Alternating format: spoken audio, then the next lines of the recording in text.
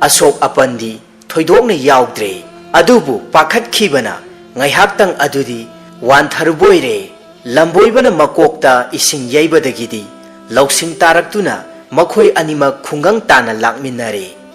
ꯑꯁꯨꯝꯅ ꯈꯨꯗꯛꯀꯤ ꯑꯣꯏꯕ ꯂꯧꯁꯤꯡ ꯂꯩꯕ ꯂꯝꯕꯣꯏꯕꯅ ꯃꯍꯥꯛꯀꯤ ꯂꯧꯁꯤꯡꯅ ꯀꯩ ꯇꯥꯟꯗꯨꯅ ꯃꯁꯥ ꯃꯊꯟꯗꯒꯤꯇ ꯅꯠꯇꯅ ꯁꯤꯡ ꯆꯟꯕ ꯅꯨꯄꯥ ꯑꯗꯨꯒꯤ ꯃꯊ꯭ꯋꯥꯏꯕꯨꯁꯨ ꯀꯟꯈꯤꯕꯣꯏꯔꯦ ꯃꯊꯪꯗ ꯑꯃꯨꯛ ꯇꯥꯃꯤꯟꯅꯔꯁꯤ ꯐꯨꯡꯒꯥꯋꯥꯔꯤ ꯑꯄꯪ ꯊꯨꯝꯂꯣꯠꯄ ꯊꯥꯏꯅ ꯃꯃꯥꯡꯉꯩꯗ ꯈꯨꯜ ꯑꯃꯗ ꯂꯨꯈ꯭ꯔꯥꯕꯤ ꯑꯃꯒꯤ ꯃꯆꯥꯅꯨꯄꯥ ꯑꯅꯤꯈꯛ ꯂꯩꯔꯝꯕꯣꯏꯔꯦ ꯃꯆꯥꯅꯨꯄꯥ ꯑꯍꯜ ꯑꯗꯨꯗꯤ ꯌꯥꯝꯅ ꯁꯤꯡꯂꯝꯃꯤ ꯑꯗꯨꯒ ꯑꯇꯣꯝꯕ ꯑꯗꯨꯗꯤ ꯌꯥꯝꯅ ꯄꯪꯂꯝꯃꯤ ꯈꯔ ꯂꯩꯔꯒ ꯃꯃꯥ ꯁꯤꯔꯗꯨꯅ ꯃꯆꯤꯟ ꯃꯅꯥꯎꯗ ꯂꯩꯃꯤꯟꯅꯕꯗꯨꯗ ꯃꯌꯥꯝꯕꯅ ꯅꯣꯡꯃ ꯃꯅꯥꯎꯗ ꯑꯁꯨꯝꯅ ꯍꯥꯏꯔꯝꯃꯤ ꯏꯕꯨꯡꯉꯣ ꯏꯌꯥꯝꯕ ꯂꯂꯣꯟꯕ ꯆꯠꯂꯨꯒꯦ ꯅꯍꯥꯛꯅꯦ ꯆꯠꯊꯣꯛꯇꯅ ꯌꯨꯝ ꯑꯁꯤꯗ ꯑꯗꯨꯃꯛ ꯁꯪꯂꯝꯃꯨ ꯃꯌꯥꯝꯕꯒꯤ ꯋꯥ ꯃꯇꯨꯡ ꯏꯟꯅ ꯃꯅꯥꯎ ꯑꯄꯪꯕ ꯑꯗꯨꯅ ꯌꯨꯝ ꯑꯗꯨ ꯁꯪꯂꯝꯃꯤ ꯅꯨꯃꯤꯠ ꯈꯔꯅꯤꯒꯤ ꯃꯇꯨꯡꯗ ꯃꯌꯥꯝꯕ ꯂꯂꯣꯟꯕ ꯊꯨꯝ ꯕꯣꯔꯥ ꯈꯔꯒ ꯂꯣꯏꯅꯅ ꯃꯌꯨꯝꯗ ꯍꯜꯂꯛꯂꯒ ꯊꯨꯝ ꯕꯣꯔꯥꯁꯤꯡ ꯑꯗꯨ ꯃꯅꯥꯎ ꯑꯄꯪꯗ ꯁꯤꯟꯅꯈꯤ ꯏꯕꯨꯡꯉꯣ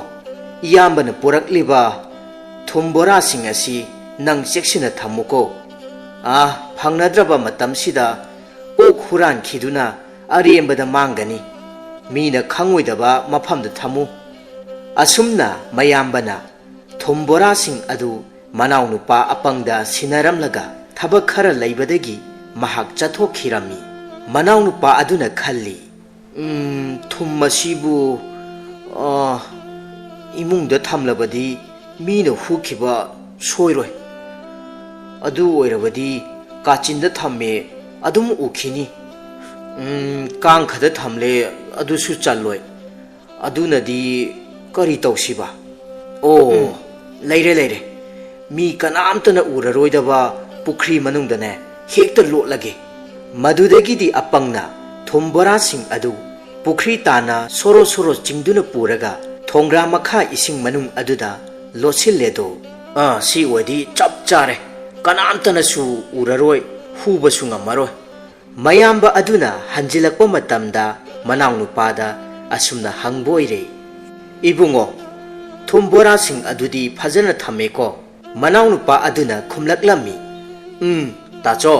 ꯀꯅꯥꯝꯇꯅꯅꯦ ꯎꯔꯔꯣꯏꯗꯕ ꯃꯐꯝꯗꯅꯦ ꯑꯩꯅ ꯂꯣꯏꯅ ꯂꯣꯠꯁꯤꯟꯗꯨꯅ ꯊꯝꯂꯕꯅꯤ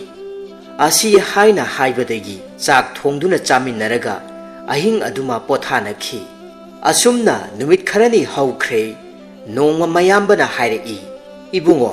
ꯉꯁꯤꯗꯤ ꯊꯨꯝ ꯕꯣꯔꯥꯁꯤꯡ ꯑꯗꯣ ꯂꯣꯏꯅ ꯇꯥꯏꯊꯣꯛꯂꯨꯔꯁꯤ ꯄꯨꯊꯣꯔꯛꯂꯣ ꯑꯗꯨꯒꯅꯦ ꯆꯦꯡ ꯆꯥꯛ ꯋꯥꯅꯅꯕ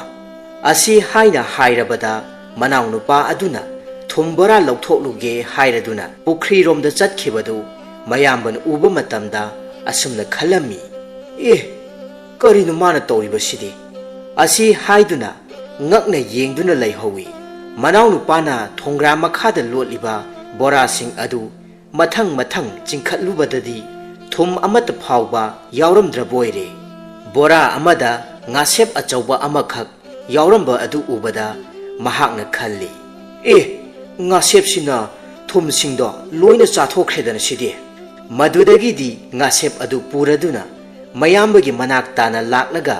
ꯃꯌꯥꯝꯕꯗ ꯑꯁꯨꯝꯅ ꯍꯥꯏꯔꯛꯂꯝꯃꯤ ꯇꯥꯗ ꯊꯨꯝ ꯕꯣꯔꯥꯁꯤꯡ ꯑꯗꯣ ꯑꯩꯅ ꯊꯣꯡꯒ꯭ꯔꯥ ꯃꯈꯥꯗ ꯂꯣꯏꯅ ꯂꯣꯠꯄꯅꯦꯕ ꯑꯗꯨꯕꯨ ꯉꯥꯁꯦꯞꯁꯤꯅ ꯂꯣꯏꯅ ꯆꯥꯊꯣꯛꯂꯝꯗꯨꯅ ꯊꯨꯝ ꯑꯃꯠꯇ ꯌꯥꯎꯔꯝꯗ꯭ꯔꯦ ꯌꯦꯡꯉꯨ ꯇꯥꯗ ꯉꯥꯁꯦꯞꯁꯦ ꯊꯨꯝ ꯃꯌꯥꯝꯗꯨ ꯆꯥꯕꯗꯒꯤ ꯃꯕꯨꯛꯀꯁꯦ ꯀꯌꯥꯗ ꯅꯣꯏ ꯄꯦꯜꯂꯕꯅꯣ ꯌꯦꯡꯉꯨꯁꯦ ꯃꯕꯨꯛꯀꯁꯦ ꯍꯨꯏꯇ꯭ꯔꯤꯃꯨꯛ ꯀꯪꯉꯦ ꯃꯅꯥꯎꯒꯤ ꯋꯥꯐꯝ ꯑꯗꯨꯗ ꯃꯌꯥꯝꯕ ꯑꯗꯨꯗꯤ ꯈꯨꯝꯐꯝ ꯈꯪꯗ꯭ꯔꯦ ꯃꯅꯥꯎ ꯑꯄꯪꯕꯗꯨ ꯐꯨꯔꯨꯔꯕꯁꯨ ꯀꯔꯤꯁꯨ ꯀꯥꯟꯅꯔꯔꯣꯏ ꯈꯜꯂꯗꯨꯅ ꯌꯥꯝꯅ ꯁꯥꯎꯅ ꯍꯥꯏꯔꯛꯂꯝꯃꯤ ꯍꯩ ꯑꯄꯪꯕꯣ ꯊꯨꯝꯕꯨ ꯊꯣꯡꯒ꯭ꯔꯥ ꯃꯈꯥꯗ ꯏꯁꯤꯡꯗ ꯂꯣꯠꯂꯕꯗꯤ ꯂꯣꯏꯅ ꯇꯨꯝꯈꯤꯕ ꯃꯁꯥꯅ ꯇꯥꯕꯅꯤꯅꯦ ꯊꯨꯝꯗꯤ ꯏꯁꯤꯡꯗ ꯇꯨꯝꯕꯅꯦ ꯉꯥꯁꯦꯞꯅ ꯆꯥꯈꯤꯕ ꯅꯠꯇꯦꯅꯦ ꯅꯪꯁꯦ ꯑꯣꯟꯊꯣꯛꯅꯁꯨ ꯂꯥꯏꯃ ꯄꯪꯉꯤꯗꯀꯣ ꯃꯅꯥꯎꯅꯨꯄꯥꯅ ꯉꯥꯁꯦꯞꯇ ꯁꯥꯞ ꯇꯧꯈꯤ ꯍꯦ ꯉꯥꯁꯦꯞ ꯅꯍꯥꯛꯅꯦ ꯍꯌꯦꯡ ꯆꯥꯔꯣꯟ ꯁꯨꯔꯣꯟ ꯐꯥꯎꯕ ꯉꯥꯁꯦꯞ ꯍꯥꯏꯕ ꯅꯈꯣꯏꯁꯦ ꯅꯕꯨꯛ ꯀꯪꯕ ꯑꯣꯏꯌꯨꯀꯣ ꯃꯗꯨꯒꯤ ꯃꯇꯨꯡꯗ ꯃꯅꯥꯎꯅꯨꯄꯥ ꯑꯗꯨ ꯑꯃꯨꯛ ꯍꯟꯅ thum isingda lotkidre apangbasu matam chana pauktak pirabadi singlai matam chaba pauktakti mamal naide mayamgi mafamda khudol tamjari hingchabi toro laikai khul asida itat tattana khunja singna yamna ngangnabo wafam amana tamnabada yumdagi kanagumbi nupi angang amatta numitpu takhrabadi mapal thokpa ngamnadre asina chingba wafam kayasing asina pik thankhre adubu matau karamna karigidamakta asumna tauribano haiba adudi ngasisu khunja amatana tang taba maramdi khangnadri yamna ingna chingna lairamba khul amakhakni adubu ngasidi pumnamak awafamda tarare khul asida laiba khunja khara asumna wari sanarami nupa amana hairai thainagi matamdadi asumna tamnaba but pre sanaba kihan khanghanba kayama taunarami haina ipa ipusingna wari libiramido adubu masibu tasengnamakki oithokpabu yagadawribro maya khara chauba nupa aduna mu makha tana hairaklammi oithokpa yaba yadaba haibaduna nakan amaromda thamkhraga asuk ingna chingna leijaramba aikhoigi khulase kayadi kuirakle asumna tawraklibase ado ngarangdi mamangi ta ito cha hoida makhoina chak charingaidane nungjeng chairak ena amuk toibo wafam asi tabada lairiba makhoi atai singdu pungak ngaknarami marak thatna nupa amana amuk hanglaklami karino haisibo onthokpagi matongnida horen amuk kanagi yumda tamnarakadawriba ahingi matamni yum amada sahi mari rom surabi angang nupi macha amakhak makhol hauna mayadu launa kathoktuna kapli mahaki mamana su yamna kanna themlammi adubu angang asi paknadi themba ngamlamde mama asi pambai leijaramde khoidawdum saugatna machanupi asibu chaiduna nganglai masigi angangse kari angangno masibo kappu toklo haibane kappu angang chaba phattaba but amane aikhoigi khul asida laena mayamna wa launaribase kijadaba tawjanu asi hainaringai asida khangawdana makhoigi yumthakta kariguma posak amana langlakpagi makhol amakhak taraklami yum asi ina kupchaba oirabasu adumak makhol adudi tarammi hairiba matam asida mama asi mihul swai laurami ngasai makhai kaptuna leirambi nupi macha asisu adumak kapato khirami yamna kina mamagi mathanungda changkhirami mama asina machanupi bu chetna konsinbirami ayukki matamni khul asigi matai oiramna leiba ahangba lamhang amada ahing mayumda hanjilaktaba sanlaba amakhak thawai yaudana taduna leirammi san asigi phibam asidi hek uba maktada adukki matik tamthiraba phibam amada leirammi mabukki saruk makhaina amatta yauramde masibu thengnaruba wanglen mahakti thawai yamna nungai jaramde loinana masadu thuk laurami wanglena ayuk nganna mahaki san adu mayumda karakti haiduna thiba lakhibani adubu oiramliba phibam asida mahakti swai laukhi mahakna lauduna khunja singda pau tamlammi khunja singsu taraduna phibam asibu yengnarami adubu nupi angang kaya singdi phibam asibu uruba maktada yamna kinarami ahal khara oirap tauba nupa amana wanglen yengduna hairai ibungo wanglen nahaku khara cheksinna sa loyu yadabro khul asida nongma kangdana oirakliba akibagi masak mayamsing asidabu aduk tarai na khandokliba karigino wanglena tapna thawai nungaitana makhatana hairaklammi khurana takpiriba wafam pumnamak chummi ngarangdo aihaksu yumgi atai thabak loisananaba yamna kanna honaringaida सन लौसनबगी वाखल पुंकाव काउथोकचरुरे नोंगालमदाय मतम अदवाइदा खंगनिंग निंगसिंगलकपदगी संगोल संगद चंगसिंदुना येंगजरुबा मतमदा अरांगबा असिमखक वातुना लैरम्मी अतैदी अदुमक मसिंग सुरम्मी अदुदगी ngανमल्ली हाइदुना अइहाक ngaiहाक लैरगा assume थिजरकपा मतमदा असुमना ओइरमलिबा फिबम असिनी अहल ओइरकलबी नुपी अमना अमुक मखा ताना वांगलेनबु येंगदुना हाइरई इबुंगो वांगलेन अइखोइसु असुमना तौरमलिबा मतौसे यामना नुंगाइते अदो सुमदौसिदो नहाकसुने yum अदुदा नतोम तमक लैबनीदो नहाकी नतेंग पांगबिनबा Kanasu लैते अदुना नुपी अमदी थिजनरबा तौरसिदो नहाकपु करी खल्लिगे वाफमसिंग अदु ताबदा वांगलेन वाखल खनफम खंगलमदे तसेंगनमक्की वांगलेन महाक असि चही 38-39 मुक सुरकलबा पाखंग सरी अमखकनी महाकिनी हाइबदा युम अदुदा कनागुम्बा अमत्ता लैरमदे महाकु पोकपा पालेम पंथौ मखोय अनिसु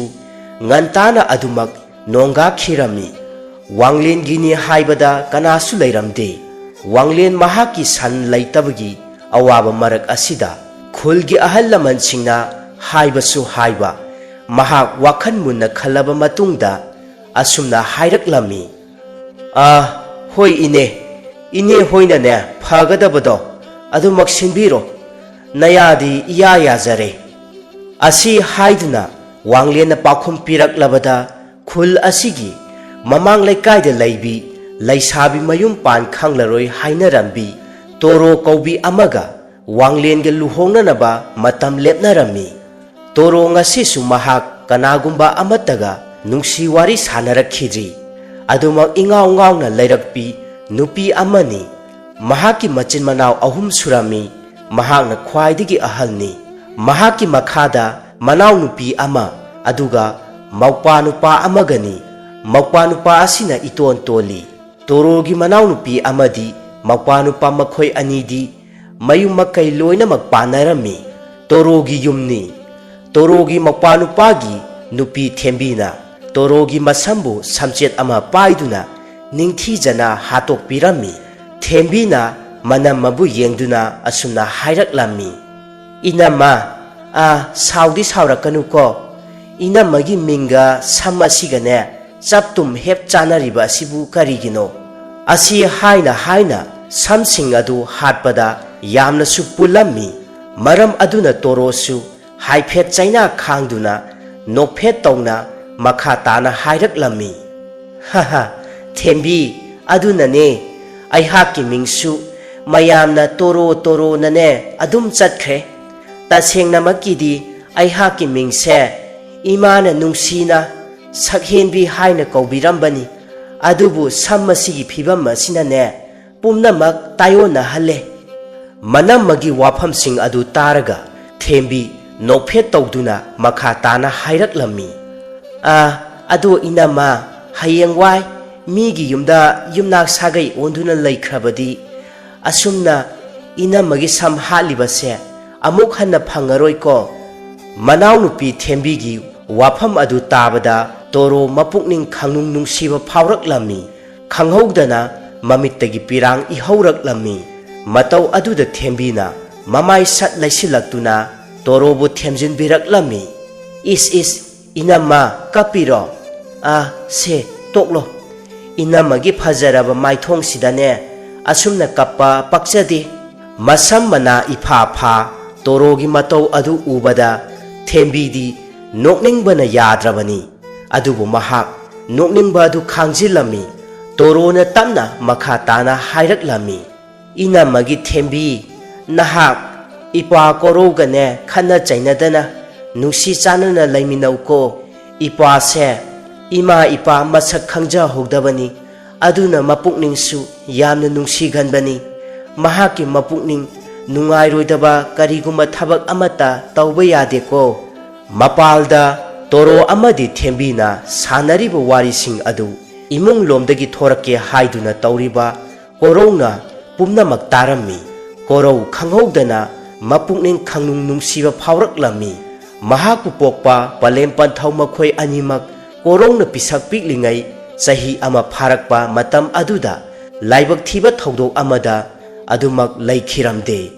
ꯃꯔꯝ ꯑꯗꯨꯅ ꯇꯣꯔꯣꯅ ꯃꯃꯥ ꯃꯄꯥ ꯁꯛꯅ ꯃꯅꯥꯎꯁꯤꯡꯕꯨ ꯆꯦꯛꯀꯣꯟ ꯂꯥꯛꯀꯣꯟꯕꯤꯔꯛꯈꯤꯕꯅꯤ ꯃꯤꯒꯤ ꯌꯨꯝꯊꯣꯡ ꯀꯌꯥꯗ ꯀꯣꯏꯅ ꯆꯪꯗꯨꯅ ꯆꯦꯡ ꯆꯥꯛ ꯀꯌꯥ ꯅꯤꯗꯨꯅ ꯃꯅꯥꯎ ꯑꯅꯤꯕꯨ ꯌꯣꯛꯄꯤ ꯊꯥꯛꯄꯤꯔꯛꯈꯤꯕꯅꯤ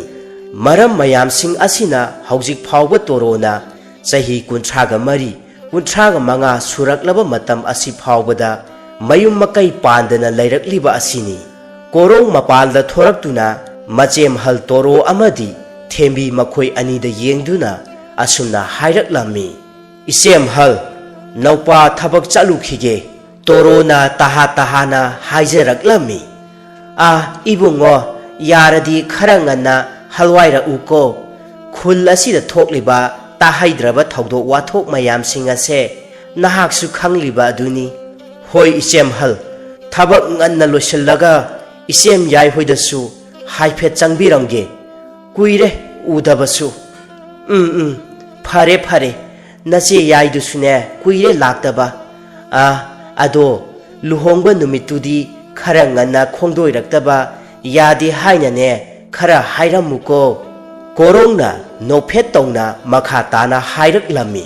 होय इचेमहल थेंबीदा अमुक येंगदुना मखा तारक लमी चलुखिगे इचेमहलगा निंगथीजना लैमिनारमुको होय असी हाइरमदुना कोरौसु अदुमक थोखिरमी कोरोंगना तौरिबा थबक असी खुल असीगा थंगनना लैरिबा सांगा लोइबगी अचौबा संगलेन अदुगी थौमी अमा खंगनी खुल असीदा लाइबा कौबा नुपा अमा लैरमी लाइबा यामना कारंदा तारगा लैजबा मिसक अमनी महाकी मरुप अनीगा पुंदुना लैरमी मखोय अहुमक हिदाक ngauduna लैरमी लाइबना मखा ताना हाइरकलमी इताउजा करिसु लैतबा थबक तुगिदबक्ता करिगी किनिंगाय लैबगे मदुदिना वंथोकना लाइख्रबा थबक खुदिंगमकपु इराय लाइना पांगथोकपा ngami हाइबगिदमक्ता अइहाकी मिंगसु लाइबा हाइना कौरिबसिनी इसम चमनगा कौबा नत्तेको याइमना मखा ताना हाइरकलमी अदु इताउ लाइबा खरदी चेक्सिनबा फैको अदुक लाइनसु खंदोकबा फत्ते थंबौना अमुक मरक थना हाइरकलमी करिनोदा इताउ याइमा अइखोय इताउ लाइबसे अराइबा मिसक्ति नत्ति कैनो अदुना निने लाइबा हाइना कौरिबसे यामना वा नंगबा लाइरमन खैबगी लाइबा कौबदी नत्तेको मागिसे असी हाइदुना मखोय अहुम मदु वा लाउना नोकलमी लाइबगी पंथौ चावरेलना मचानुपाबु थिरकलमी ngасai ayuktagi thokibadagi hauzik phawba yum masida hanjilakani haibasu khangdaba sari ai hangna ngasai dagi wana thiriba asidi sanjabung asomda magi suningdaba thaurem warem tauragata mapunsi lelage khanjaba manai thobu nai makhoi anisu yaurine sa nakhoi layramu khanganiba wasa sajai asina ne nayang lensing aduda sandage khangani asi haiduna saurangna na chaurel makhutta wasa sajai ama paiduna laiba khoina lairiba adomda parap changsilaklami aduga karimata haida makhoi ahumdu hekta kanba hauraklami hidak thaptana ga su tauri yumda hanjilakani su khangdaba sari angawsing sidi khangbra hei nakhoi hei ayo khangrada ayo masi panthau kari matongna nai haibane ayo kari gi nawa ha kari gi nawa asi haiduna wasa sajai aduna kanbasu leplamdi madudagi makhoi ahumsu narakladuna phuk haugatnaduna kanna chena khirami chaurel saurangna machinda asumna soli khangrada matamna asuk yongna phatraba kansida karisu thoksadaba sari ngai hak lairabadi numitum tasilaklagani ꯑꯗꯒꯤ ꯑꯃꯨꯛ ꯇꯝꯅꯔꯦꯅ ꯍꯧꯔꯛꯂꯅꯤ ꯈꯪꯗ꯭ꯔꯦꯗ ꯈꯨꯜ ꯑꯁꯤꯗ ꯂꯩꯕꯨ ꯂꯩꯅꯤꯡꯗ꯭ꯔꯦ ꯌꯨꯝ ꯍꯣꯡꯈꯤꯕꯅ ꯐꯔꯗ꯭ꯔꯥ ꯈꯪꯖꯤꯜꯂꯛꯇ꯭ꯔꯦ ꯑꯁꯤ ꯍꯥꯏꯗꯨꯅ ꯆꯥꯎꯔꯦꯜ ꯃꯌꯨꯝꯂꯣꯝꯗ ꯆꯠꯈꯤꯔꯝꯃꯤ ꯑꯁꯨꯝꯅ ꯅꯨꯃꯤꯠ ꯈꯔꯅꯤ ꯍꯧꯈ꯭ꯔꯕ ꯃꯇꯨꯡꯅꯤ ꯍꯥꯏꯅꯈꯤꯕ ꯂꯦꯞꯅꯈꯤꯕꯒꯤ ꯃꯇꯨꯡ ꯏꯟꯅ ꯋꯥꯡꯂꯦꯟ ꯑꯃꯗꯤ ꯇꯣꯔꯣ ꯃꯈꯣꯏ ꯑꯅꯤꯁꯨ ꯂꯨꯍꯣꯡꯂꯝꯃꯤ ꯇꯣꯔꯣ ꯌꯨꯝꯅꯥꯛ ꯁꯥꯒꯩ ꯑꯣꯜꯂꯗꯨꯅ ꯋꯥꯡꯂꯦꯟꯒꯤ ꯅꯥꯛꯇ ꯂꯩꯔꯝꯃꯤ ꯋꯥꯡꯂꯦꯟꯅ ꯇꯞꯅ ꯇꯣꯔꯣꯕꯨ ꯌꯦꯡꯗꯨꯅ ꯑꯁꯨꯝꯅ ꯍꯥꯏꯔꯛꯂꯝꯃꯤ ꯄꯨꯟꯁꯤꯁꯦ ꯊꯥꯖꯗꯕ ꯉꯥꯛꯇꯅꯤ ꯍꯧꯖꯤꯛꯇꯤ ꯑꯩꯍꯥꯛꯁꯨ ꯀꯌꯥꯗ ꯍꯣꯡꯂꯕ ꯋꯥꯐꯝ ꯑꯗꯨ ꯇꯥꯕꯗ ꯇꯣꯔꯣ ꯇꯞꯅ ꯍꯪꯂꯛꯂꯝꯃꯤ ꯀꯔꯤ ꯋꯥꯐꯝ ꯑꯣꯏꯔꯕꯅꯣ ꯇꯥꯛꯄꯤꯔꯤꯕ ꯑꯗꯨꯕꯨ ꯑꯗꯣ ꯇꯥꯃꯣꯗꯤ ꯌꯨꯝ ꯑꯁꯤꯗ ꯏꯇꯣꯝꯇ ꯂꯩꯔꯛꯂꯤꯕ ꯑꯁꯤꯕꯨ ꯑꯁꯤ ꯍꯥꯏꯗꯨꯅ ꯇꯤꯡꯉꯛꯅꯅ ꯇꯣꯔꯣꯅ ꯋꯥꯍꯪ ꯑꯁꯤ ꯍꯪꯂꯛꯂꯝꯃꯤ ꯇꯣꯔꯣꯕꯨ ꯍꯥꯏꯐꯦꯠ ꯌꯦꯡꯗꯨꯅ ꯋꯥꯡꯂꯦꯟ ꯇꯞꯅ ꯃꯈꯥ ꯇꯥꯅ ꯍꯥꯏꯔꯛꯂꯝꯃꯤ ꯁꯨꯝꯗꯧꯕꯅꯤ ꯑꯩꯍꯥꯛꯀꯤ ꯃꯄꯣꯛ ꯑꯁꯤꯗꯤ ꯑꯣꯟꯊꯣꯛꯅ ꯂꯥꯏꯕꯛ ꯊꯤꯕ ꯍꯥꯏꯕꯗꯨꯅꯤꯗ ꯑꯁꯤ ꯍꯥꯏꯗꯨꯅ ꯃꯍꯥꯛꯀꯤ ꯄꯨꯟꯁꯤꯗ ꯊꯣꯛꯈꯤꯕ ꯍꯧꯈ꯭ꯔꯕ ꯋꯥꯔꯤꯁꯤꯡ ꯑꯗꯨ ꯅꯍꯧꯅꯅ ꯇꯣꯔꯣꯒꯤ ꯃꯐꯝꯗ ꯋꯥꯔꯤ ꯂꯤꯕ ꯍꯧꯔꯛꯂꯝꯃꯤ ꯉꯁꯤꯗꯒꯤꯅ ꯆꯍꯤ 70ꯔꯣꯝꯒꯤ ꯃꯇꯝꯗ ꯊꯣꯛꯈꯤꯕ ꯊꯧꯗꯣꯛꯁꯤꯡꯅꯤ ꯄꯨꯔꯦꯜ ꯑꯃꯗꯤ ꯐꯖꯇꯣꯟ ꯃꯈꯣꯏ ꯑꯅꯤ ꯌꯨꯝꯕꯥꯟꯃꯤꯟꯅꯔꯗꯨꯅ ꯃꯆꯥꯅꯨꯄꯥ ꯑꯃ ꯐꯪꯖꯔꯝꯃꯤ ꯅꯨꯡꯁꯤꯅ ꯃꯆꯥꯅꯨꯄꯥ ꯑꯁꯤꯕꯨ ꯋꯥꯡꯂꯦꯟ ꯍꯥꯏꯅ ꯀꯣꯂꯣꯏꯔꯝꯃꯤ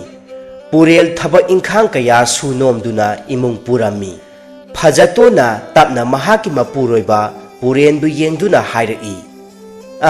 ꯇꯥꯕꯤꯔꯤꯕ꯭ꯔꯣ ꯊꯕꯛ ꯁꯨꯕ ꯃꯇꯝꯗ ꯈꯔ ꯆꯦꯛꯁꯤꯟꯅ ꯍꯣꯠꯅꯕꯤꯌꯨꯀꯣ ꯄꯨꯔꯦꯟꯅ ꯅꯣꯛꯐꯦꯠ ꯇꯧꯅ ꯈꯨꯝꯂꯛꯂꯝꯃꯤ ꯅꯅꯥꯏꯁꯨ ꯄꯨꯝꯅꯃꯛ ꯈꯪꯖꯩꯌꯦ ꯑꯗꯣ ꯏꯆꯥ ꯁꯅꯥꯁꯦ ꯅꯤꯡꯊꯤꯖꯅ ꯌꯦꯡꯁꯤꯜꯂꯝꯃꯨ ꯏꯅꯦ ꯊꯥꯔꯣꯗꯁꯨ ꯅꯃꯧ ꯅꯨꯄꯤꯒ ꯈꯔ ꯂꯩꯃꯤꯟꯅꯔꯝꯃꯨ ꯍꯥꯏꯔꯝꯕꯅꯤ ꯉꯥꯏꯍꯥꯛ ꯂꯩꯔꯕꯗꯤ ꯂꯥꯛꯄꯨ ꯂꯥꯛꯂꯅꯤ ꯍꯣꯏ ꯑꯗꯣ ꯋꯥ ꯑꯃꯇ ꯍꯥꯏꯒꯦꯕ ꯄꯨꯔꯦꯜ ꯍꯥꯏꯐꯦꯠ ꯉꯛꯅ ꯃꯈꯥ ꯇꯥꯅ ꯍꯪꯂꯛꯂꯝꯃꯤ ꯀꯔꯤ ꯋꯥꯐꯝꯅꯣ ꯍꯦꯛꯇ ꯍꯥꯏꯌꯨ ꯑꯗꯨꯕꯨꯔꯣ ꯍꯧꯖꯤꯛ ꯑꯩꯈꯣꯏꯅ ꯂꯩꯔꯤꯕ ꯏꯪꯈꯣꯜ ꯑꯁꯦ ꯀꯌꯥ ꯐꯠꯇꯦ ꯃꯪꯂꯥꯟꯗꯁꯨ ꯑꯀꯤꯕ ꯉꯥꯛꯇ ꯎꯏ ꯑꯗꯨꯅꯅꯦ ꯑꯃꯨꯛꯇ ꯑꯈꯪ ꯑꯍꯩꯁꯤꯡꯒ ꯇꯥꯟꯅꯗꯨꯅ ꯀꯔꯤ ꯂꯩꯕꯅꯣ ꯍꯥꯏꯕꯗꯣ ꯌꯦꯡꯊꯣꯛꯁꯦ ꯄꯨꯔꯦꯜ ꯃꯍꯥꯛ ꯑꯁꯤ ꯂꯥꯏ ꯇꯤꯟꯒꯤ ꯋꯥꯁꯤ ꯍꯥꯟꯅꯗꯒꯤ ꯍꯧꯅ ꯀꯌꯥ ꯊꯥꯖꯗꯅ ꯂꯥꯛꯄ ꯃꯤꯑꯣꯏ ꯑꯃ ꯑꯣꯏꯔꯝꯃꯤ ꯃꯔꯝ ꯑꯗꯨꯅ ꯃꯈꯥ ꯇꯥꯅ ꯍꯥꯏꯔꯛꯂꯝꯃꯤ ꯍꯦꯔꯥ ꯀꯔꯤꯁꯨ ꯂꯩꯔꯝꯃꯣꯏꯗ ꯅꯃꯪ ꯅꯍꯥꯗ ꯑꯗꯨꯛ ꯅꯨꯡꯉꯥꯏꯇ꯭ꯔꯤꯕ ꯑꯗꯨꯗꯤ ꯆꯨꯝꯅ ꯁꯨꯝ ꯋꯥꯈꯜꯗ ꯄꯪꯈꯟ ꯈꯟꯖꯤꯟꯕꯒꯤ ꯑꯣꯏꯔꯝꯒꯅꯤ ꯐꯔꯦ ꯑꯩꯍꯥꯛꯁꯨꯅꯦ ꯊꯦꯡꯈ꯭ꯔꯅꯤ ꯊꯣꯛꯈ꯭ꯔꯒꯦꯀꯣ ꯑꯁꯤ ꯍꯥꯏꯔꯝꯗꯨꯅ ꯄꯨꯔꯦꯟ ꯑꯗꯨꯃꯛ ꯊꯦꯡꯈ꯭ꯔꯦ ꯍꯥꯏꯗꯨꯅ ꯊꯣꯛꯈꯤꯔꯝꯃꯤ ꯑꯗꯨꯕꯨ ꯐꯖꯇꯣꯟꯗꯤ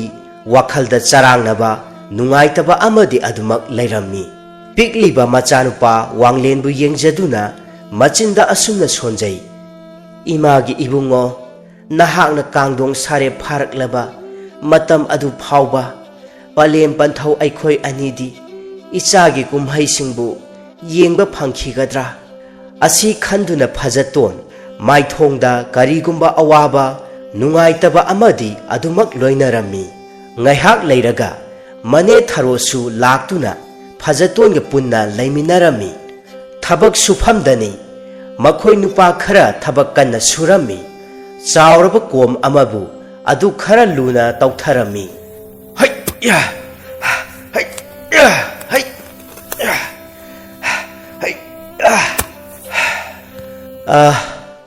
ꯏꯅꯥꯎꯁꯥ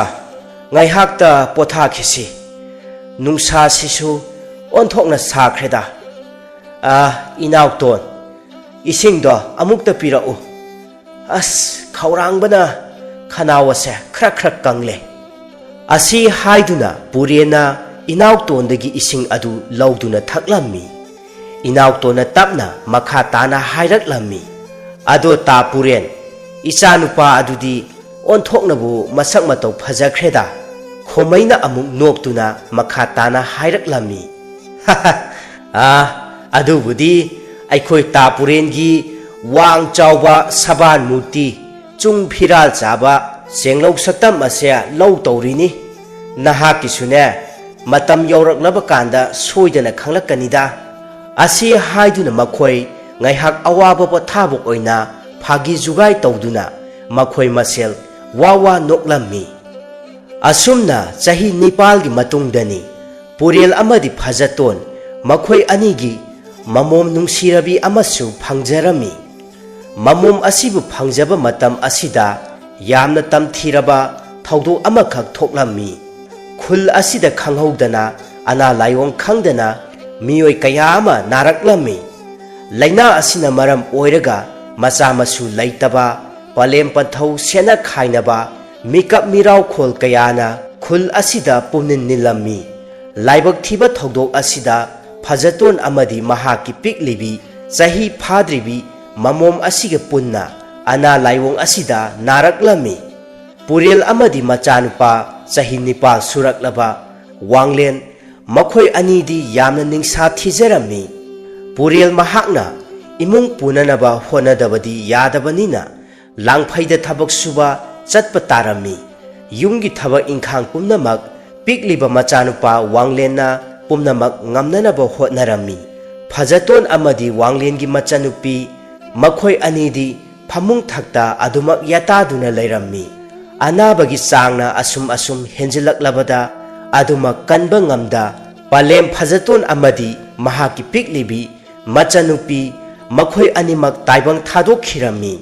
ꯂꯥꯏꯕꯛ ꯊꯤꯕ ꯊꯧꯗꯣꯛ ꯑꯗꯨꯒꯤ ꯃꯅꯨꯡ ꯆꯟꯅ ꯂꯪꯐꯩꯗ ꯊꯕꯛ ꯁꯨꯕ ꯆꯠꯈꯤꯕ ꯄꯟꯊꯧ ꯄꯨꯔꯦꯜ ꯃꯍꯥꯛꯁꯨ ꯎꯃꯪꯗ ꯁꯤꯡ ꯆꯟꯕ ꯃꯇꯝꯗ ꯎꯖꯥꯎꯅ ꯅꯟꯗꯨꯅ ꯑꯗꯨꯃꯛ ꯊꯋꯥꯏ ꯃꯥꯡꯈꯤꯔꯝꯃꯤ ꯑꯁꯨꯝꯅ ꯂꯥꯏꯕꯛ ꯊꯤꯕ ꯊꯧꯗꯣꯛ ꯑꯗꯨꯅ ꯃꯔꯝ ꯑꯣꯏꯔꯒ ꯌꯨꯝ ꯑꯁꯤꯗ ꯋꯥꯡꯂꯦꯟ ꯃꯍꯥꯛ ꯃꯊꯟꯇ ꯊꯃꯣꯏ ꯁꯣꯛꯅ ꯄꯨꯟꯁꯤ ꯂꯦꯟꯕ ꯇꯥꯔꯛꯂꯝꯃꯤ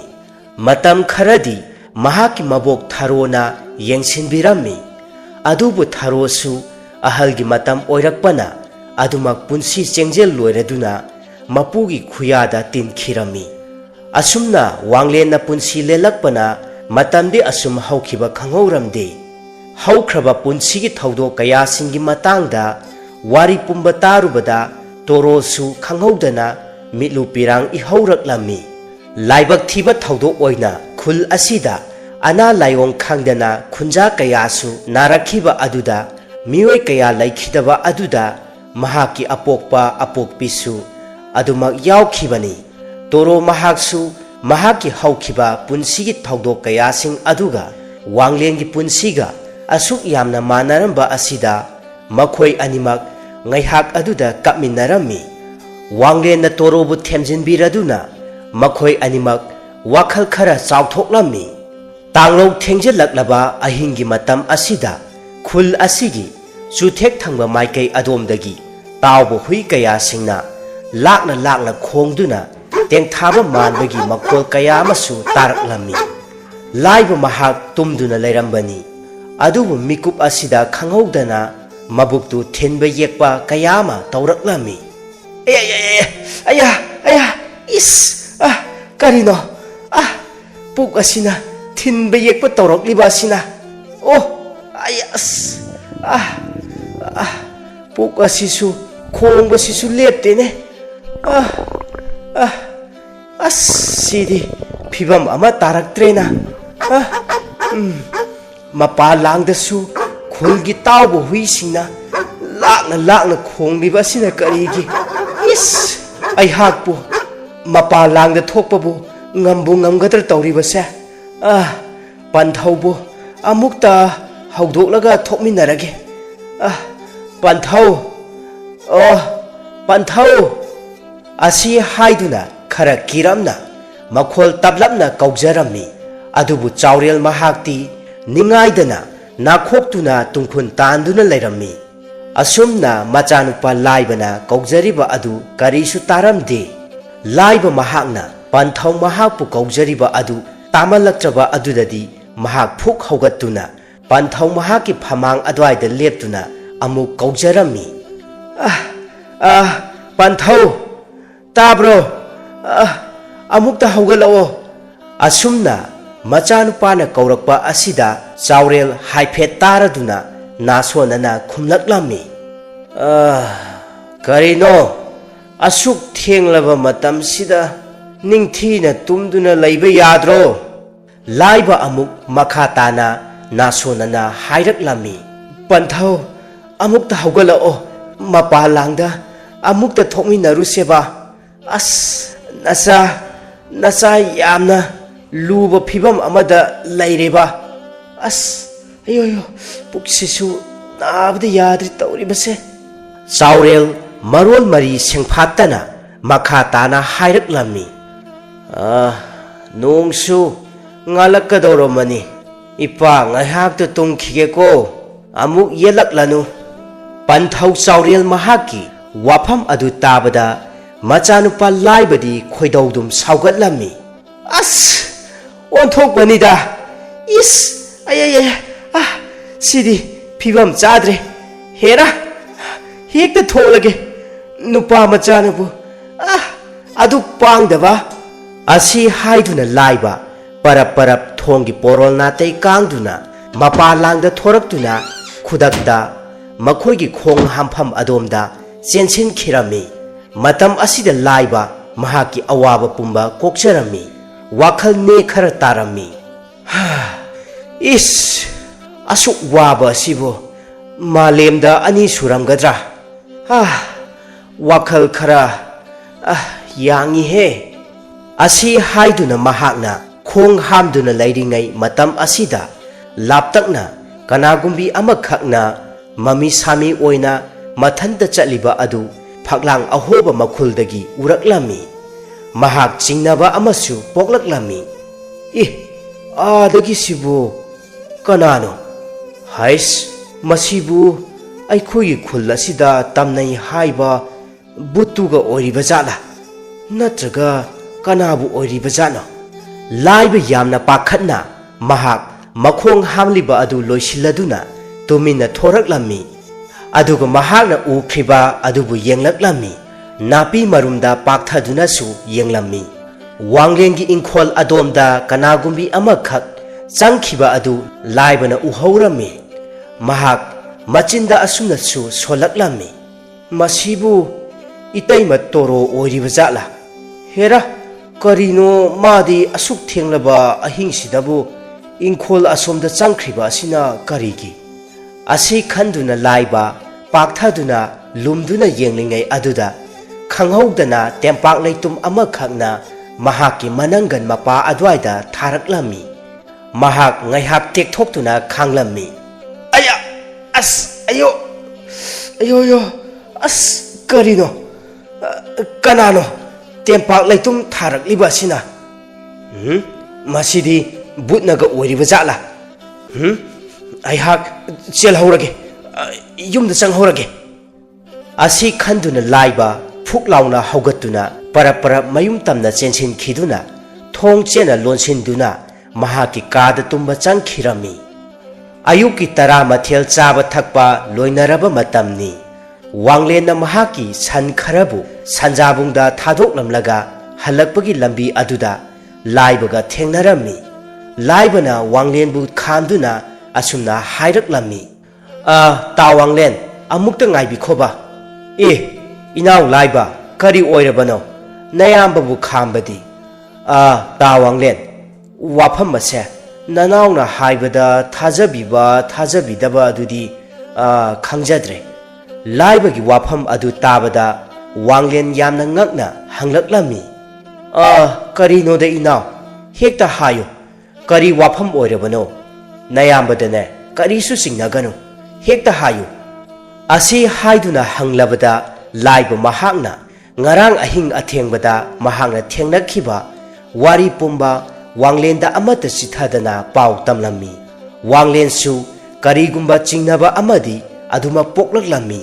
khudak asida mahakna angang oringi matam amada nongma mahakna hakthengnana thengnakhiba thodok amabu khangning ningsinglaklami yachanglakpagi matamni wanglena masung mamanaba kaya singaloinana sanaruraba matung mayumda hanjilakpa matam aduda mahakna thonga lomdagi asum changlakpa matamda masam mana ipha musin muba phijet setpi kanagumbi amakhak makhoigi asukpa inkhol adomda changkhiba adu mahakna haifet uhaurammi mahakna mahaki palem oiraboi ninglammi wanglen ising thakningi haiduna chakhum lomda changlakpa matam adudadi palem phajaton mahakti chak ising thong thaktuna leirammi matam asida pikliba wanglen mahak karigumba akiba ama poklaklammi matam aduda pokhiba akiba chingnaba adumak chap manana laibagi wafamsing adu tarubada wanglen khanghaudana masadu tu khyau chonglaklammi ta wanglen kari daurabage asi haiduna laibana hanglakpa adu tabada wanglen wakhal khangta taraklammi karisu tawde pharese inawgi wakhalna oiramgani asi hairamduna wanglen mahaksu adumak mayumda khongsan khirammi laiba mahakti tingak yengduna adumak leihorami wanglen na mayumda halakpa matamda yachanglakpagi matamsu oisilaklami mahaki taloi toro masa kaya nungaite haiduna phamungda hiptuna leirammi imungi thabak ingkhang pumba wanglen na toksilami ahingi matamni taramathel lukoising chaba thakpa loinaraba matungda wanglen amadi toro tumba changlaktuna magi phamung thakta tumna himnarami wanglen na mangoi haoi thong hangdoktuna kanagumbi amakhangna thokhibagi samin phanglaklammi madudagi mahakna tapna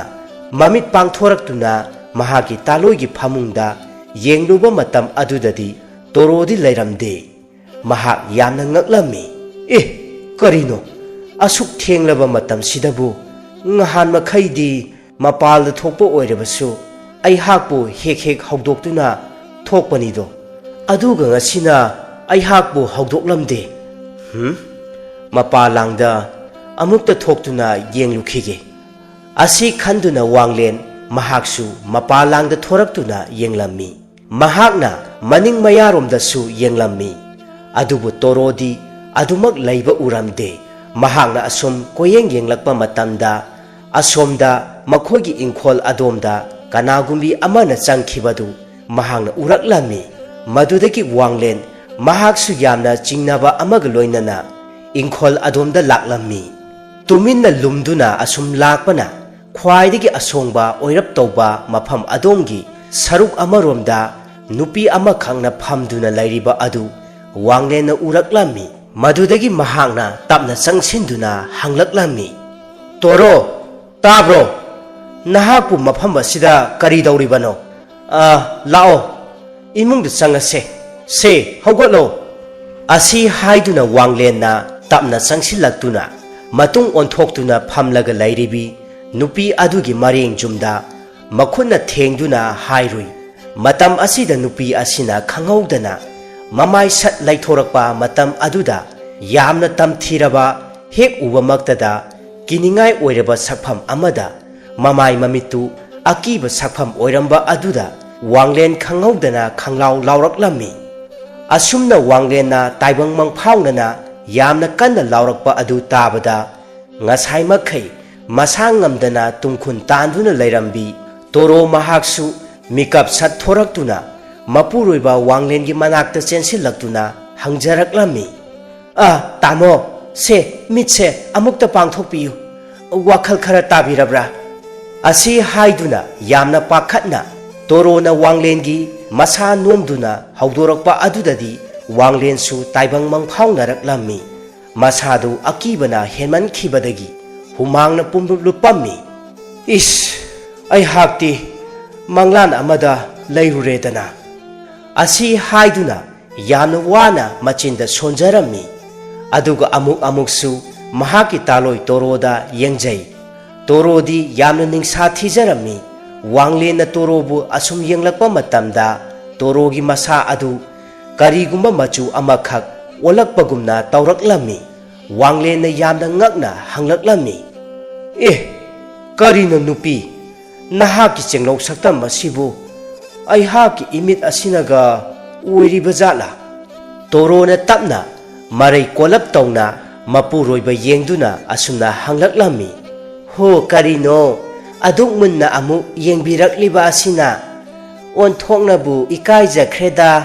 ꯑꯁꯤ ꯍꯥꯏꯗꯨꯅ ꯇꯣꯔꯣ ꯃꯈꯨꯠ ꯅꯥꯝꯃ ꯃꯌꯥꯅ ꯍꯥꯏꯐꯦꯠ ꯆꯤꯛꯆꯗꯨꯅ ꯈꯥꯡꯖꯩ ꯃꯇꯝ ꯑꯁꯤꯗ ꯋꯥꯡꯂꯦꯟ ꯋꯥꯈꯜ ꯑꯃ ꯈꯪꯇꯥ ꯇꯥꯔꯛꯂꯝꯃꯤ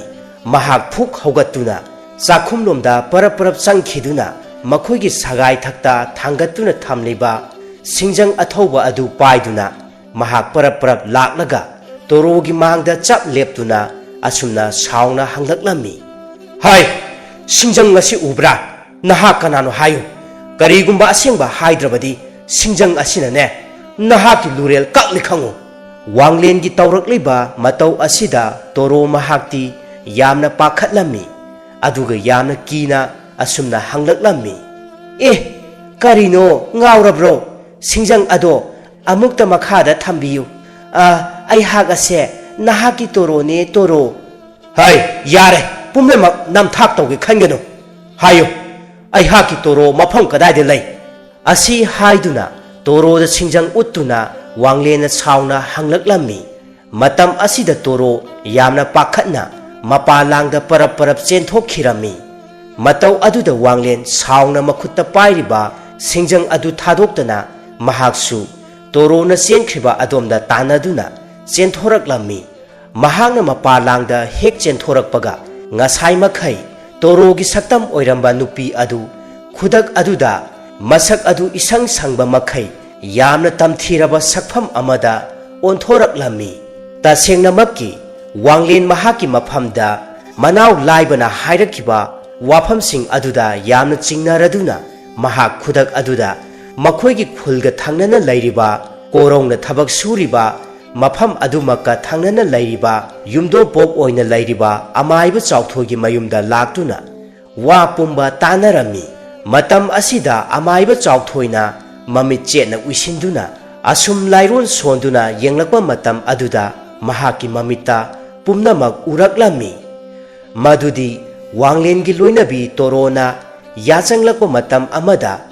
ꯆꯥꯛ ꯊꯣꯡꯕꯒꯤ ꯈꯨꯖꯨꯝ ꯑꯗꯨ ꯍꯩꯗꯣꯛꯀꯦ ꯍꯥꯏꯗꯨꯅ ꯃꯅꯤꯡ ꯊꯣꯡꯂꯣꯝꯗ ꯊꯣꯛꯂꯨꯕ ꯃꯇꯝ ꯑꯗꯨꯗ ꯃꯈꯣꯏꯒꯤ ꯏꯪꯈꯣꯜ ꯑꯗꯣꯝꯗ ꯀꯅꯥꯒꯨꯝꯕꯤ ꯑꯃꯅ ꯏꯟꯁꯥꯡ ꯅꯥꯄꯤ ꯍꯦꯛꯂꯤꯕ ꯑꯗꯨ ꯃꯍꯥꯛꯅ ꯎꯔꯛꯂꯝꯃꯤ ꯇꯣꯔꯣꯅ ꯑꯁꯨꯝꯅ ꯈꯜꯂꯝꯃꯤ ꯑꯦ ꯏꯆꯦ ꯁꯈꯤ ꯑꯁꯤꯕꯨ ꯉꯁꯥꯏ ꯃꯈꯩ ꯏꯟꯁꯥꯡ ꯅꯥꯄꯤ ꯍꯦꯛꯂꯤꯕ ꯃꯥꯜꯂꯦ ꯀꯔꯤꯅꯣ ꯃꯝꯁꯤꯜꯂꯛꯂꯕ ꯑꯁꯤꯗꯕꯨ ꯎꯕꯨ ꯎꯔꯝꯈꯤꯒꯗ꯭ꯔꯥ ꯍꯣ ꯏꯆꯦ ꯁꯈꯤ ꯅꯨꯃꯤꯠꯁꯨ ꯇꯥꯁꯤꯜꯂꯛꯂꯦ ꯊꯦꯡꯗ꯭ꯔꯤꯕꯔꯣ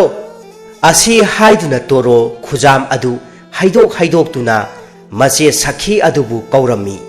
ꯏꯟꯁꯥꯡ ꯅꯥꯄꯤ ꯍꯦꯛꯂꯤꯕꯤ ꯅꯨꯄꯤ ꯑꯗꯨ ꯇꯨꯡꯗꯤ ꯁꯨꯡꯑꯣꯟ ꯑꯣꯟꯊꯣꯔꯛꯂꯝꯗꯦ ꯑꯁꯨꯝꯅ ꯁꯈꯤꯒꯤ ꯈꯣꯟꯖꯦꯜꯗ ꯈꯨꯝꯂꯛꯂꯝꯃꯤ ꯂꯣꯏꯔꯦ ꯂꯣꯏꯔꯦ ꯑꯗꯣ ꯇꯣꯔꯣ ꯅꯈꯣꯏꯒꯤ ꯈꯥꯃꯦꯟ ꯑꯁꯤꯗꯤ ꯌꯥꯝꯅ ꯐꯔꯦꯕꯣ ꯅꯆꯦꯅꯦ ꯈꯥꯃꯦꯟ ꯈꯖꯤꯛꯇ ꯍꯦꯛꯈꯤꯒꯦꯀꯣ ꯀꯥꯡꯍꯧ ꯉꯧꯔꯒ ꯆꯥꯅꯕ ꯍꯣꯏ ꯍꯣꯏ ꯏꯆꯦ ꯍꯦꯛꯑꯣ ꯌꯥꯏꯌꯦ ꯑꯁꯤ ꯍꯥꯏꯅ ꯍꯦꯛ ꯍꯥꯏꯕꯒ ꯇꯣꯔꯣ ꯃꯁꯥ ꯑꯗꯨ ꯈꯪꯍꯧꯗꯅ ꯑꯌꯤꯡꯕ ꯅꯨꯡꯁꯤꯠ ꯑꯃꯈꯛꯅ ꯈꯪꯁꯤꯠ ꯁꯤꯠꯆꯤꯜꯂꯛꯇꯨꯅ ꯃꯀꯣꯛ ꯉꯥꯎꯐꯤꯡ ꯇꯧꯔꯛꯂꯝꯃꯤ ꯃꯗꯨꯗꯒꯤ ꯃꯍꯥꯛ ꯆꯥꯛꯈꯨꯝꯂꯣꯝꯗ ꯆꯪꯂꯛꯇꯨꯅ ꯆꯥꯛ ꯏꯁꯤꯡ ꯊꯣꯡꯂꯤꯕꯁꯤꯡ ꯑꯗꯨ ꯂꯣꯏꯁꯤꯜꯂꯝꯂꯕ ꯃꯇꯨꯡꯗ ꯃꯁꯥꯗꯨ ꯀꯔꯤꯒꯨꯝꯕ ꯑꯃ ꯇꯧꯔꯛꯄꯗꯒꯤ ꯃꯍꯥꯛ ꯐꯃꯨꯡꯗ ꯀꯥꯈꯠꯇꯨꯅ ꯑꯗꯨꯃꯛ ꯍꯤꯞꯂꯝꯃꯤ ꯑꯃꯥꯏꯕ ꯆꯥꯎꯊꯣꯏꯅ ꯄꯨꯝꯅꯃꯛ ꯈꯪꯂꯗꯨꯅ ꯃꯈꯥ ꯇꯥꯅ ꯋꯥꯡꯂꯦꯟꯕꯨ ꯌꯦꯡꯗꯨꯅ ꯑꯁꯨꯝꯅ ꯍꯥꯏꯔꯛꯂꯝꯃꯤ ꯏꯕꯨꯡꯉꯣ ꯋꯥꯡꯂꯦꯟ ꯅꯍꯥꯛꯀꯤ ꯇꯥꯂꯣꯏꯒꯤ ꯃꯁꯥꯗ ꯀꯔꯤꯒꯨꯝꯕ ꯐꯠꯇ꯭ꯔꯕꯤ ꯊꯋꯥꯏ ꯑꯃꯅ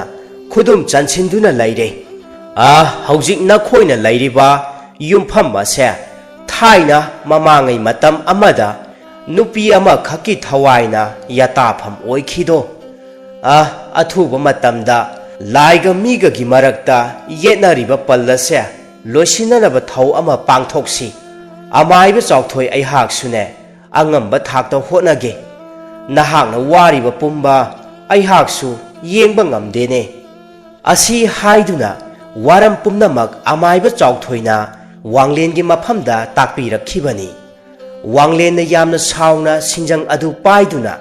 ꯁꯨꯃꯥꯡꯗ ꯂꯦꯞꯇꯨꯅ ꯂꯩꯔꯤꯕꯤ ꯍꯤꯡꯆꯥꯕꯤ ꯆꯪꯂꯕꯤ ꯇꯣꯔꯣꯗ ꯌꯦꯡꯗꯨꯅ ꯑꯁꯨꯝꯅ ꯍꯥꯏꯔꯛꯂꯝꯃꯤ ꯍꯥꯏ ꯊꯋꯥꯏ ꯃꯤꯔꯦꯜ ꯅꯍꯥꯛꯅ ꯑꯩꯍꯥꯛꯀꯤ ꯇꯥꯂꯣꯏꯒꯤ ꯁꯃꯨ ꯍꯛꯆꯥꯡꯗ ꯆꯣꯡꯁꯤꯟꯗꯨꯅ ꯃꯍꯥꯛꯀꯤ ꯄꯨꯟꯁꯤꯕꯨ ꯃꯥꯡꯍꯟꯒꯦ ꯈꯜꯂꯤꯕ ꯀꯔꯤꯒꯤꯅꯣ ꯋꯥꯡꯂꯦꯟ ꯑꯩꯍꯥꯛꯀꯤ ꯊꯋꯥꯏꯅ ꯂꯩꯔꯤ ꯐꯥꯎꯕꯗꯤ madu oithoktabani asi haiduna hairakpadu tabada hingchabi toro makhau pongna noktuna asumna makha tana hairaklammi nahangna kari natik laiduna ai hakpu singnaba sari nathwai adu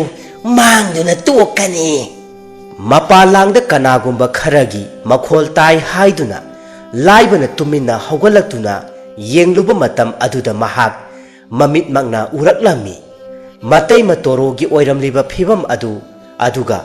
mahaki tada wanglena makhutta singjang ama pairaga yamna thauna phana sumang aduda lepliba adu laibana uriba asidi ahingi matam oibaga mami sami oina ubani adubu mahak yamna kibasu phauraklammi hingchabigi thawai changlabi torona ngangduna wanglengi thawai laurage haiduna sensilakpa matam asida khangaudana hingchabi adu lapna paithoktuna tarammi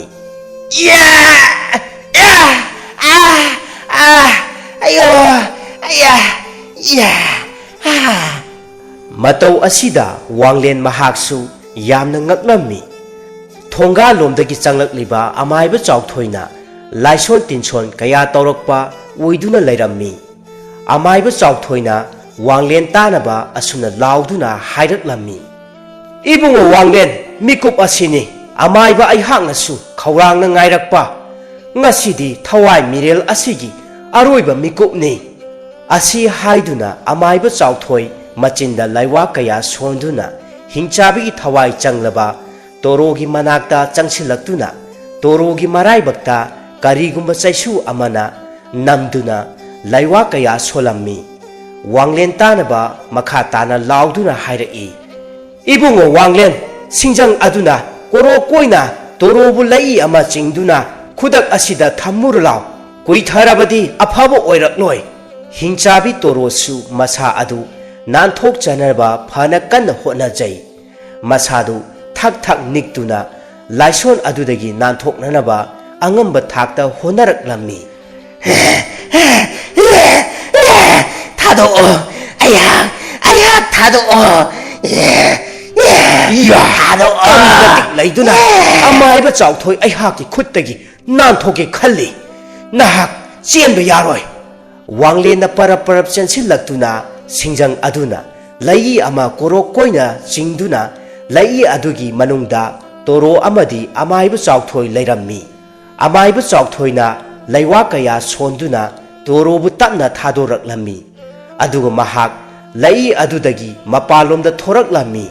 torodi adumak ngangduna lai asigi manungda leirammi amuk amuksu kaptuna toro mahaki khonjelda mapuroiba wanglen yengduna asuna haijaraklammi tabiribra aihakpu amukta thadokpiyo aihak khangba ngamdre aihak nahagi torone toro se aihakpu amukta thadokpiyo aihak khangba ngamdre khonjel asi aduki matik akiba phanglaba khonjel ama oiraklammi thado aihak nahagi torone toro thado se thado ahing asida amaiba chawthoina takpagi matung inna wanglen makhoi ani punduna laigi thau adu pangthoklammi asumna yamna wana mamang matamdagi wanglengi maphamda yetuna lakliba phatraba thawai mirel adugi mathau mangam pangthokchaduna ahing asida khunja pumna maki yaiphanaba amaiba chawthoina honajaduna thabak asi loisin khirami khul asida mamang thakta tamnaduna lakliba pumnamaksing asi hingchabi asina oirammi haujikti khul asida tamnaramba ahing tumba yanaramdaba kayasing adu pungpha phakhiduna tangdu laitana lairakpana wanglen amadi toro makhoi anigi thenglabasu thengna machanupa ama phangjaduna makhoi ani ana ayek yaudana nunga yaifana pankhirami matang asida ngasigi wari asi loisinjare matung tarakpadasu hena nungai nungaraba wari kayama channel asina miyam gidamakta lepa laitana purakpa ngambo oijage mayam pumnamakpu channel असिगी माइकैदगी हन्ना हन्ना थागतप फोंदोकचरी।